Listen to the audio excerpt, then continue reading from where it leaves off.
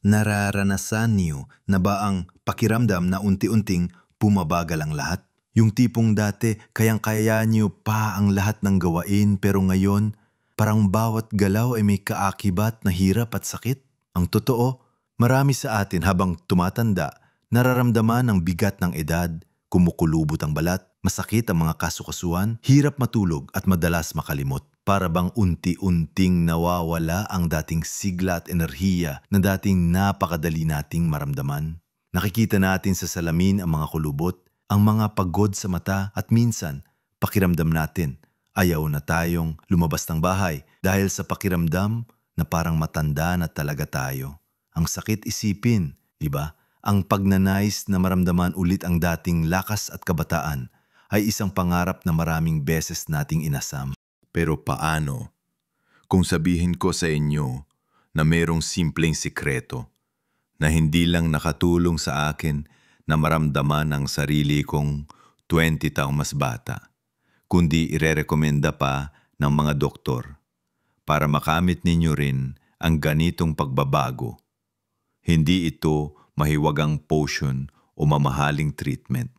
Sa video na ito, tatalakayin natin ang 5 specific na uri ng langis na kapag ginamit ng tama ay makakatulong sa inyo na ibalik ang inyong sigla, pagandahin ang inyong balat, pahusayin ang pagtulog, palakasin ang inyong memorya, at marami pang iba na magbibigay sa inyo ng pakiramdam na muling bumata.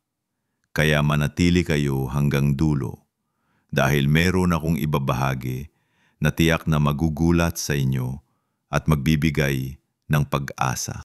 Magsimula tayo sa una at marahil ang pinakapamilya sa atin, lalo na sa ating mga Pinoy, ang langis ng niyog.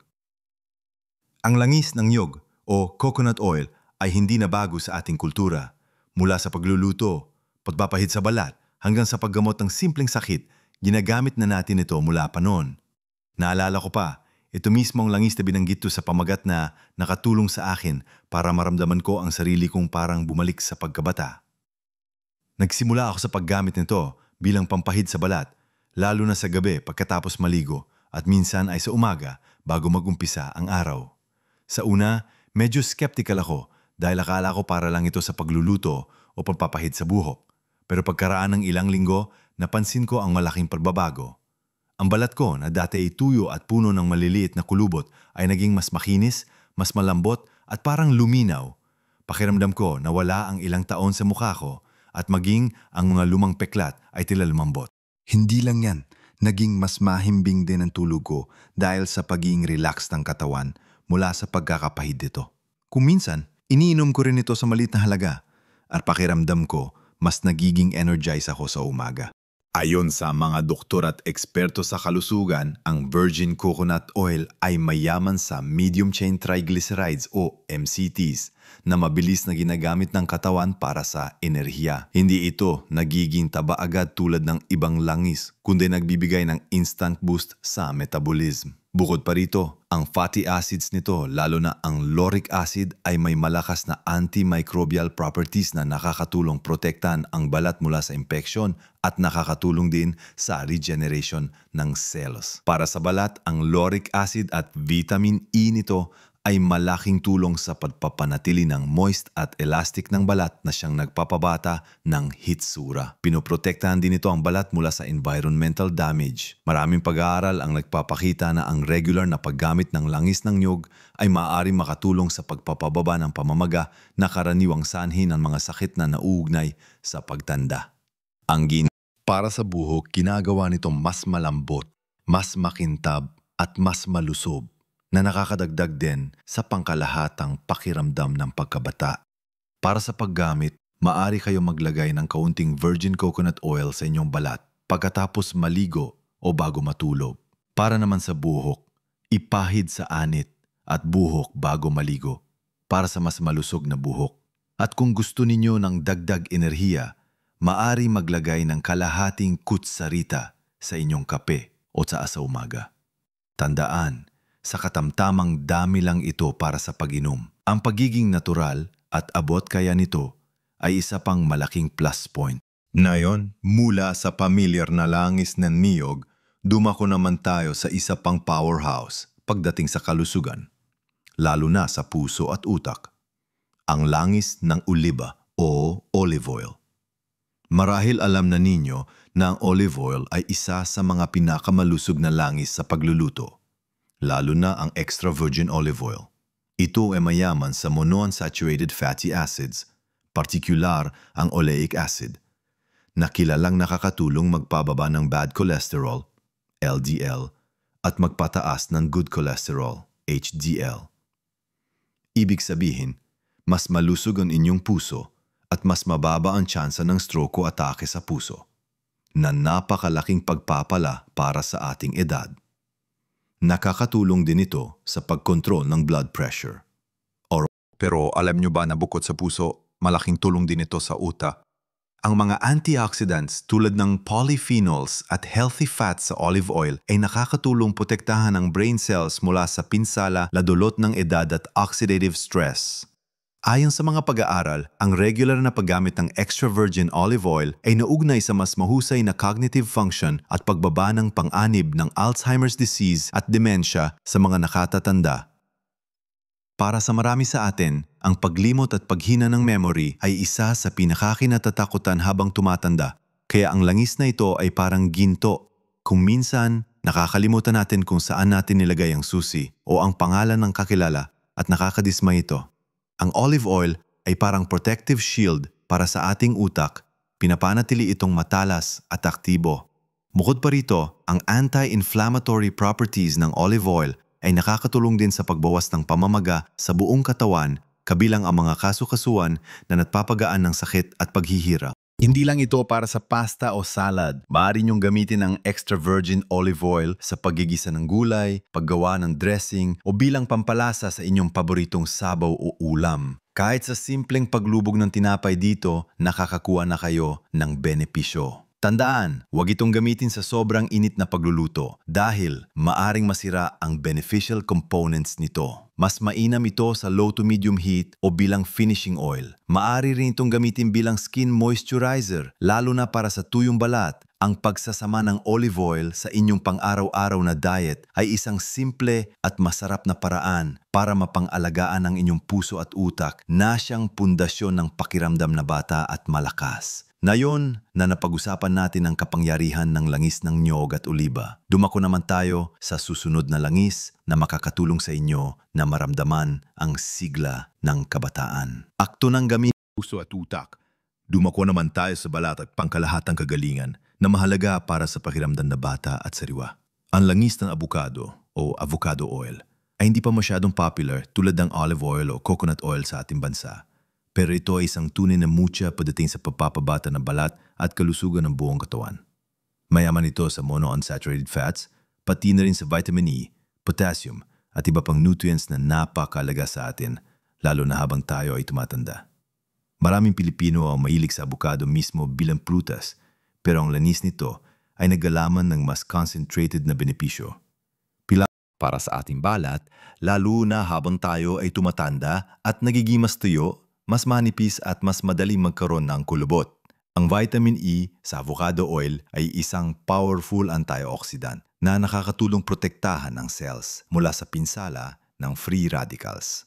Ang free radicals ang sanhi ng premature aging at pagkasira ng cells. Ibig sabihin, mas mabagal ang paglitaw ng mga kulubot at fine lines at mas nagiging malusog ang balat. Bukod pa rito, ang healthy fats nito ay tumutulong sa hydration ng balat.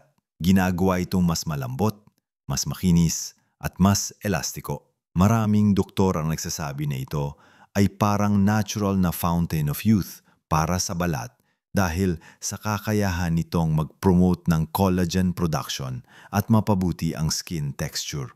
Hindi lang yan, ang avocado oil ay may kakayahang tumulong sa pag-absorb ng fat-soluble vitamins tulad ng vitamins A, D, E, at K mula sa ibang pagkain. Kaya mas marami tayong nakukuhang nutrisyon mula sa ating kinakain. Ito ay mahalaga dahil habang tumatanda, minsan ay nahihirapan ang ating katawan na i-absorb ang nutrients. Bukod sa balat, ang healthy fat sa avocado oil ay nakakatulong din sa puso at pagbaba ng pamamaga. Paano gamitin? Maaari itong gamitin sa pagluluto lalo na sa high heat cooking dahil mataas ang smoke point nito, ibig sabihin hindi ito madaling masira sa init. Ito ay mainam para sa pagpiprito, paligisa o pag-iihaw. Para sa balat, maaari itong ihalo sa inyong moisturizer o direktang ipahid sa mukha at katawan bago matulog. Kung may tuyong bahali kayo ng balat tulad ng siko o tuhod, subukan itong regular na ipahid doon. Makikita ninyo ang pagkakaiba sa loob ng ilang linggo. Ang pagiging malambot, makinis at mas bata ng inyong balat ay mabibigay sa inyo ng dagdag kumpiyansa at sigla. Ngayon, dumako naman tayo sa isang langis na bagamat hindi direktang ginagamit sa pagluluto tulad ng iba, ay may napakalaking benepisyo sa utak at kasukasuan na parehong mahalaga para sa ating kalidad ng buhay habang tumatanda. Ang langis ng isda o fish oil na mayaman sa omega-3 fatty acids tulad ng EPA at DHA ay isa sa mga pinakamahalagang supplements na maaring inumin ng mga nakatatanda. Hindi ito direktang langis na ginagamit sa kusina, kundi madalas ay nasa kapsula na madaling inumin. Alam ba ninyo na habang tayo ay tumatanda, ang ating utak ay unti-unting lumiliit at humihina ang koneksyon ng brain cells? Ang omega-3s, lalo na ang DHA, ay critical sa pagpapanatili ng kalusugan ng utak at function nito. Ayon sa mga doktor at neuroscientists, ang regular na pag-inom ng fish oil ay nakakatulong sa pagpapabuti ng memorya, focus at pangkalahatang cognitive function. Maraming pasyente ang nagpapatunay na mas nagiging alisto sila at hindi nagaanong nakakalimot matapos magsimulang uminom ng fish oil. Kung pakiramdam ninyo ay madalas kayong nakakalimot ng pangalan o kung saan niyo nilagay ang salamin nyo o hirap mag-concentrate, maaaring ito ang kailangan ninyo. Ang pagiging malinaw ng isip at matalas ang memorya ay nagbibigay ng pakiramdam na kaya pa nating matuto at makipagsabayan na siyang tunay na esensya ng pagiging bata sa isip. Bukod sa utak, ang fish oil ay may malakas na anti-inflammatory properties para sa mga nakalaranas ng sakit sa mga kasukasuan tulad ng arthritis, paninigas ng buto o pangkalahatang kirot sa katawan. Ang omega-3s ay maaring makatulong bawasan ang pamamaga at sakit. Maraming matatanda ang hirap kumilos dahil sa masakit na tuhod, balikat o likod.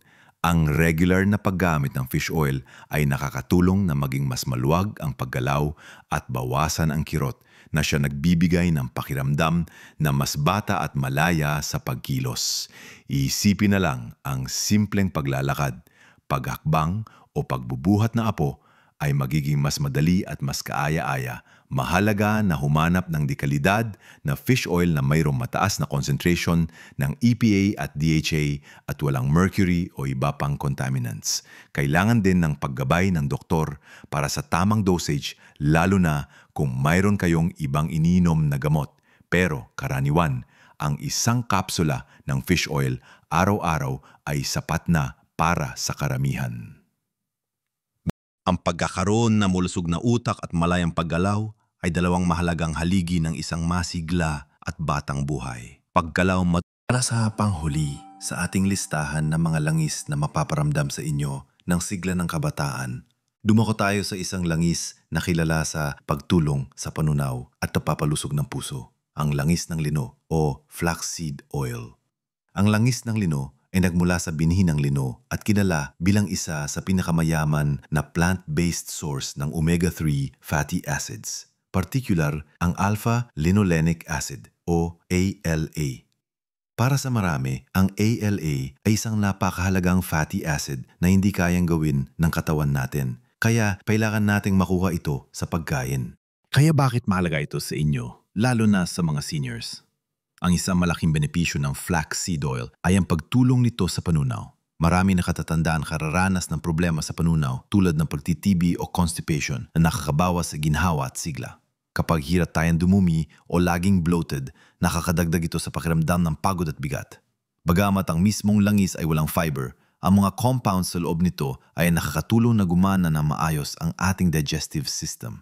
Lalo na kung ito ay isasama sa diet na mayaman sa fiber at sapat na pag-inom ng tubig.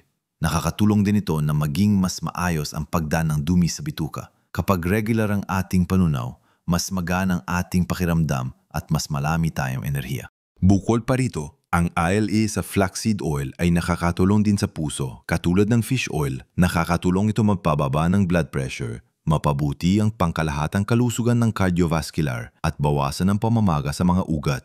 Kapag malusog ang puso, mas malakas ang daloy ng dugo sa buong katawan, kasama na ang utak at balat na nagpaparamdam sa atin ng higit na enerhiya at kabataan. Ang pagkakaroon ng malusog na puso ay nangangahulugang mas kaunting pag-aalala tungkol sa sakit sa puso na siyang isa sa pangunahing sanhi ng pagkakasakit sa mga matatanda. Ang flaxseed oil ay isa rin mahusay na alternatibo para sa mga hindi kumakain ng isda o vegetarian upang makakuha ng omega-3s. Ang flaxseed oil ay hindi angkop para sa high-heat cooking dahil madali ito ma-oxidize at masira ang beneficial properties nito. Mas mainam itong gamitin sa low-heat dishes o bilang supplement.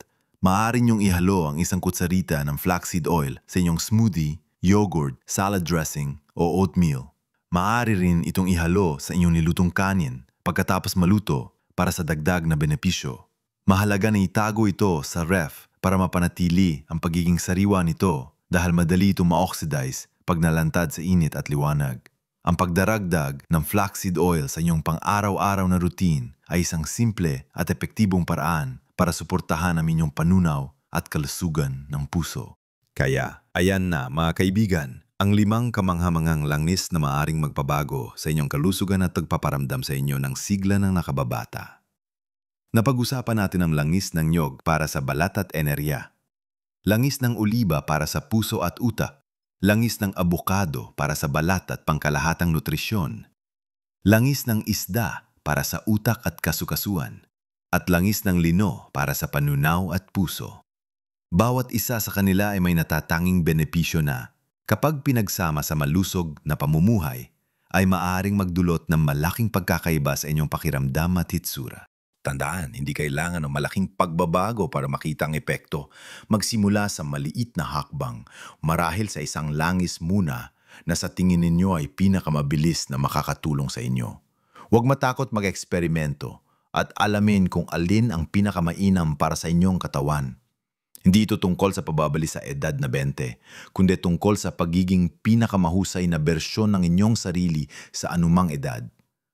Ang mahalaga ay ang pakiramdam ninyo ng enerhiya, linaw ng isip at ginhawa sa inyong katawan. Ang bawat araw ay isang pagkakataon para alagaan ang ating sarili at ang paggamit ng mga natural na solusyon tulad ng mga lamis na ito ay isang magandang simula. Isipin nyo na lang, ang mga lamis na ito ay parang mga maliliit na regalo mula sa kalikasan na makakatulong sa inyo na lumaban sa mga hamon ng pagtanda. Huwag kayong mawalan ng pag-asa. Ang pagtanda ay isang biyaya at mas maganda itong maranasan kung mayroon tayong sigla at lakas na parabang tayo ay mas bata. Kausapin din ang inyong doktor bago gumawa ng malaking pagbabago sa inyong diet o supplements, lalo na kung mayroon kayong existing medical conditions o umiinom ng gamot. Ang payo ng propesyonal ay laging mahalaga. Ang pagiging proaktibo sa inyong kalusugan ay ang tunay na sikreto para maramdaman ang pakiramdam ng pagkabata.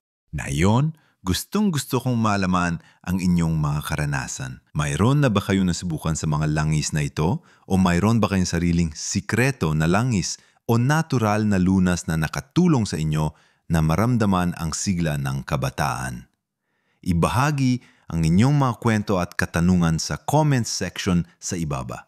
Ang inyong mga karanasan ay malaking tulong sa iba pa nating manonood na naghahanap din ng mga paraan para mapabuti ang kanilang kalusugan. Kung nagustuhan ninyong video na ito at nakita niya itong kapakipakinabang, pakilike naman po at i-share sa inyong mga kaibigan at kapamilya na sa tingin ninyo ay makikinabang din dito. Maraming mga Pilipino, lalo na ang ating mga nakatatanda, ang nailangan ng ganitong uri ng impormasyon. At syempre, huwag kalimutang mag-subscribe sa channel na ito para sa mas marami pang helpful tips at kaalaman na makakatulong sa inyong buhay at kalusugan. Ang inyong suporta ay malaking inspirasyon para makagawa pa kami ng mas maraming video na tulad nito.